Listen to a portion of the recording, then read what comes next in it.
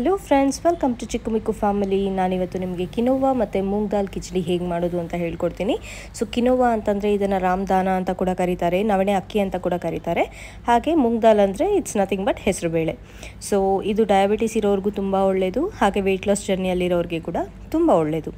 So ಮೊದಲಿಗೆ ನಾನಿಲ್ಲಿ ಅರ್ಧ ಕಪ್ಪಷ್ಟು ಹೆಸರುಬೇಳೆನ ಹಾಕೋತಾ ಇದ್ದೀನಿ ಒಂದು ಬೌಲ್ಗೆ. ಹಾಗೆ ಇನ್ನೊಂದು ಬೌಲ್ಗೆ ಸೇಮ್ ಅರ್ಧ ಕಪ್ಪಷ್ಟು ಕಿನೋವಾ ಅಥವಾ ನವಣೆ ಅಕ್ಕಿ ಅಂತ ಏನಂತ ಕರಿತೀವಿ, ಇದನ್ನು ಕೂಡ ಇಲ್ಲಿ ಹಾಕೋತಾ ಇದ್ದೀನಿ. ಇದೆರಡನ್ನು ಫಸ್ಟು ನಾನು ನೀರು ಮುಳುಗೋಷ್ಟು ನೀರನ್ನು ಹಾಕಿ ಒಂದು 2 ಗಂಟೆ ಟೈಮ್ ನೆನೆಯೋದಕ್ಕೆ ಬಿಟ್ಬಿಡ್ತೀನಿ. ನೀವು ಅರ್ಧ ಗಂಟೆಯಿಂದ 2 ಗಂಟೆವರೆಗೂ ಇದನ್ನು ನೆನೆಯೋಕ್ಕೆ ಬಿಡ್ಬೋದು.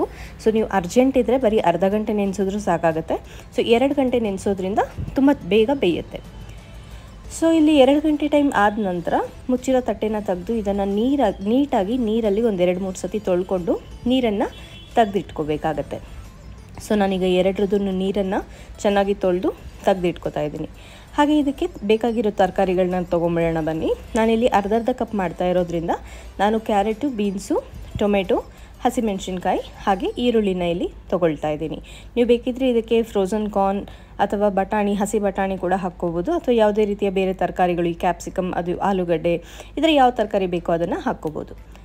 ಸೊ ನಾನಿಲ್ಲಿ ಚಿಕ್ಕ ಟೀ ಸ್ಪೂನಷ್ಟು ಒಂದು 3 ಸ್ಪೂನಷ್ಟು ತುಪ್ಪನ ಇಲ್ಲಿ ಹಾಕ್ಕೋತಾ ಇದ್ದೀನಿ. ನೀವು ತುಪ್ಪ ಬದಲಿಗೆ ಎಣ್ಣೆ ಕೂಡ ಹಾಕ್ಕೋಬೋದು.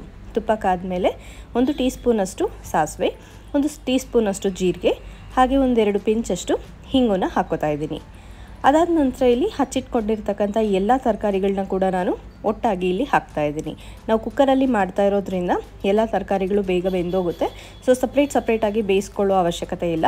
ನೀವೇನಾದರೂ ಇದನ್ನು ಸಪ್ರೇಟಾಗಿ ಪಾಟಲ್ಲಿ ಮಾಡ್ತಾಯಿದ್ರೆ ಸಪ್ರೇಟಾಗಿ ಬೇಯಿಸ್ಕೋಬೇಕಾಗಿರುತ್ತೆ. ಸೊ ಈಗ ನಾವೀಗದಕ್ಕೆ ರುಚಿಗೆ ತಕ್ಕಷ್ಟು ಉಪ್ಪನ್ನು ಹಾಕ್ಕೊಂಬಿಡೋಣ. ಹಾಗೆ 1 ಸ್ಪೂನಷ್ಟು ಅರಿಶಿನ, 1 ಸ್ಪೂನಷ್ಟು ಧನಿಯಾ, 1 ಸ್ಪೂನಷ್ಟು ಅಚ್ಚ ಖಾರದ ಪುಡಿನ ಇಲ್ಲಿ ಸೇರಿಸ್ಕೊಂಡು ನೀಟಾಗಿ ಒಂದ್ಸಲಿ ಮಿಕ್ಸ್ ಮಾಡ್ಕೊಂಬಿಡೋಣ. ಸೊ ಈಗ ಇದಕ್ಕೆ ನಾವು ತೊಳೆದಿಟ್ಕೊಂಡಿದ್ವಲ್ಲ ನವಣೆ ಮತ್ತು ಹೆಸರುಬೇಳೆ, ಇದನ್ನು ಇಲ್ಲಿ ಹಾಕ್ಕೊಳ್ಳೋಣ. ಸೊ ಅರ್ಧ ಕಪ್ಪು ನವಣೆ ಮತ್ತು ಅರ್ಧ ಕಪ್ಪು ಹೆಸರುಬೇಳೆ, ಸೊ ಟೋಟಲ್ 1 ಕಪ್ಗೆ ನಾವಿಲ್ಲಿ 2.5 ಕಪ್ಪಷ್ಟು ನೀರು ಹಾಕ್ಕೊಂಡ್ರೆ ಸಾಕಾಗತ್ತೆ. 2ರಿಂದ 2.5 ಕಪ್ಪಷ್ಟು ನೀರು ಹಾಕ್ಕೊಂಡ್ರೆ ಸಾಕಾಗತ್ತೆ. ನಾನಿಲ್ಲಿ 2 ಕಪ್ಪು ನೀರನ್ನು ಹಾಕ್ಕೋತಾ ಇದ್ದೀನಿ, ಯಾಕಂದರೆ ತುಂಬ ಹೊತ್ತು ನೆನೆಸಿದ್ನಲ್ಲ, ಹಾಗಾಗಿ ಜಾಸ್ತಿ ನೀರಿನ ಅವಶ್ಯಕತೆ ಬೀಳೋದಿಲ್ಲ. ಸೊ ಒಂದು ಸತಿ ಉಪ್ಪು ರುಚಿ ನೋಡಿ ನೀಟಾಗಿ ಇದನ್ನು ತಿರುಗಿಸ್ಬಿಟ್ಟು ಕುಕ್ಕರ್ ಮುಚ್ಚಿ ಒಂದು 2ರಿಂದ 3 ವಿಸಿಲ್ ಬರೋವರೆಗೂ ಕಾದರೆ ರೆಡಿ ಆಗುತ್ತೆ ನಮ್ಮ ರುಚಿಯಾದಂತಹ quinoa moong dal khichdi.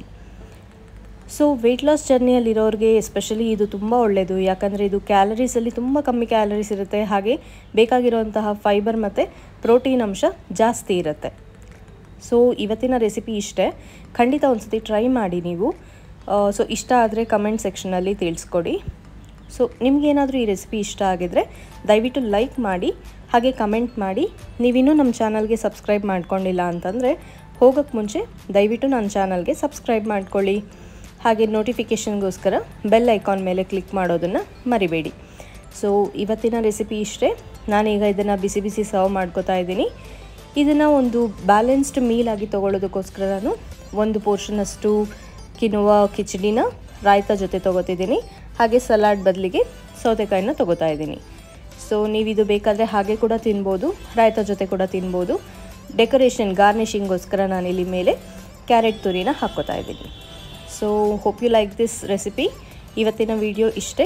Thank you so much for watching. See you all in next video. Until then please do take care.